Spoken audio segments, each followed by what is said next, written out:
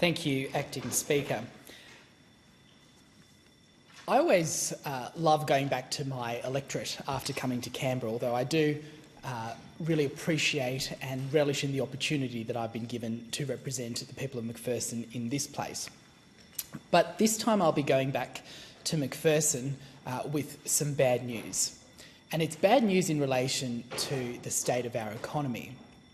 Because as we're all aware, we've seen yet another, the 13th, interest rate rise in Australia.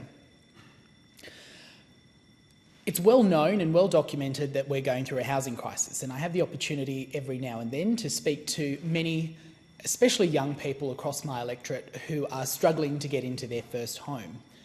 But I also have the ability at times to speak to people who have managed to get into their first home, and now they're presented with an increase to their repayments, and they're presented with yet another barrier to real wage growth as well. What we're seeing by this Labor government is no real growth strategy. Consistent with Labor ideology, we're seeing the constant redistribution of what we already have.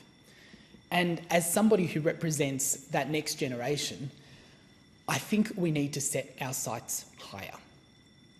And not only that, but we need to make sure that this government takes responsibility of where it hasn't been able to achieve what is required by the Australian people. Now, just looking at the state of this economy, and we're looking at inflation rates at the moment. Now, inflation in this country sits at 3.8%, which is significantly above the 2 to 3% target range. And we've seen the Assistant Treasurer, Daniel Molino, recently say that it's actually a global phenomenon at the moment. Well, if you actually look at where Australia sits, Australia and the UK are now the only two countries in the developed world where inflation sits above 3%. So that 0.8%, that is above the upper range of where it should be in Australia. And not only that, but we all saw the commentary by economists in the lead-up to the rate rise on Tuesday. It was predicted. And it was predicted because of what we've seen in this country by this government. It's the reckless spending that has continued under Labor. And we've seen the budget continue to blow out. Before this Labor government, the previous biggest budget blowout in spending was $10 billion. But now we're seeing a budget blowout that is more than 5 times that. I've sat in question time and time again, and I've seen the Minister for Climate Change and Energy, Chris Bowen, talking about how he's using your money as taxpayers to subsidise the installation of home batteries. Now, the program was originally costed at $2.3 billion, but it's now blown out to $12.3 billion in just 6 months. Now, that's a blowout of over $10 billion. You cannot trust this Labor government to spend your money wisely. They're also using your money to subsidise the electric vehicle preferences of some.